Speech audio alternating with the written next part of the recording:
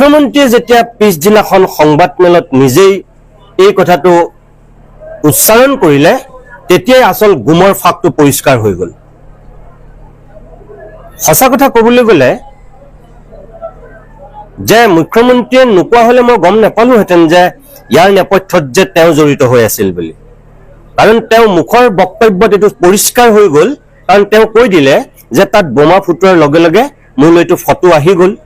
মই এতিয়া তেখেতক চেলেঞ্জ কৰিছোঁ, আপোনাৰ তাত যিহেতু ফটো আছে, আপোনাৰ যদি দম আছে তেতিয়াহ'লে আপুনি দেখক যে তাত এখন ফটোত যদি মই আছোঁ, মোৰ প্ৰতিদিন টাইমৰ এজন সাংবাদিক যদি তাত জড়িত আছে, আপোনাৰ যদি দম আছে তেতিয়াহ'লে আপুনি দেখক, মই চাওঁ।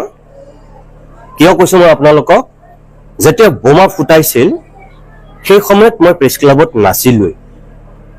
ৰিজাল্ট আনুষ্ঠানিকভাৱে ঘোষণা হোৱাৰ আগতে মই গুচি আহিছিলোঁ মোৰ সকলোকে অভিনন্দন জনাই, যিহেতু এটা নিৰ্বাচনী প্ৰক্ৰিয়াৰ মাজত গোটেই কামটো হৈ আছিল, তেওঁলোকক সময় লাগিছিল চাগে আনুষ্ঠানিক ঘোষণা কৰিবলৈ। গতিকে মই তাৰ আগতেও যিহেতু গমেই পালোঁ আমাৰ প্ৰাৰ্থীকেইজন জয়ী হ'ল, মই তেওঁলোকক মাত্ৰ অভিনন্দন জনাবলৈ গৈছিলোঁ, জনালোঁ।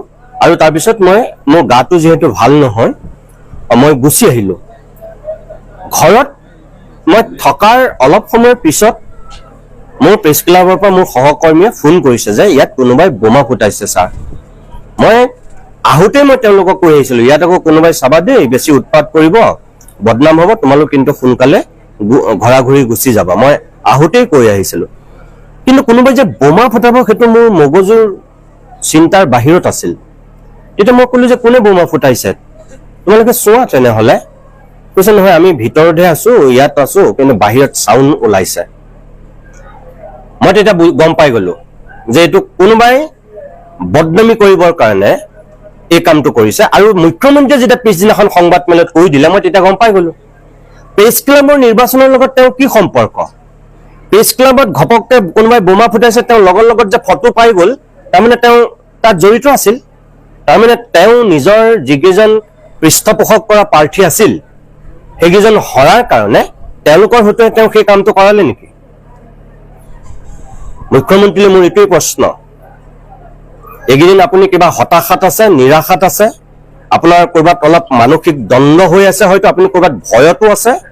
গতিকে আপোনাৰ ভয়ৰ বহিঃপ্ৰকাশ ঘটি আপুনি আবুল তাবুল কথা য'তে ত'তে নাগাব। আৰু আপোনাক মই প্ৰত্যাহ্বান জনাইছোঁ যে আপোনাৰ তাত যদি প্ৰমাণ আছে মই বোমা ফুটাইছিলোঁ বুলি, আপুনি ৰাজহুৱা কৰক। আচলতে মই সেই সন্দৰ্ভত এতিয়ালৈকে একো কোৱা নাছিলোঁ আৰু ক'ব বিচৰাও নাছিলোঁ, কিন্তু আপুনি সুধিছে কাৰণে মই কওঁ যে মুখ্যমন্ত্ৰী হিমন্ত বিশ্ব শৰ্মাই প্ৰেছ ক্লাবৰ ইলেকশ্যনৰ পিছত ফটকা ফুটোৱাক লৈ যিটো কথা কৈছে তেখেতে গোকাত মিছা কথা কৈছে। প্ৰথম কথা হ'ল যে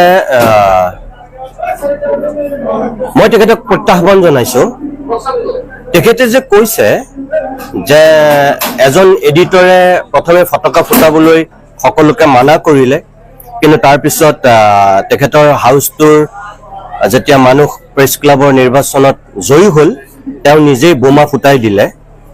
মই তেখেতে প্ৰেছ মিটত সেই বক্তব্যটো কোৱা দেখিছোঁ, কিন্তু মই কোনো ৰিয়েক্ট কৰা নাছিলোঁ এইকাৰণে যে অসমৰ মানুহ ইমান তেখেতে ভবাৰ দৰে বুৰ্বক নহয়, মূৰ্খ নহয়।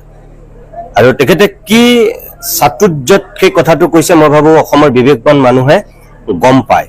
তথাপিও মই আপোনালোকে সুধিছে কাৰণে মই কওঁ যে গুৱাহাটী প্ৰেছ ক্লাবত নিৰ্বাচনৰ ফলাফল ওলোৱাৰ দিনা যেতিয়া পিছৰ ফাললৈ কোনোবাই বোমা ফুটাইছিল, ময়ো তেতিয়া ভাবি সাংবাদিক ইমান অধম হ'ব পাৰেনে, ইমান নিধক হ'ব পাৰেনে? কোন সাংবাদিকে এই কামটো কৰিছে?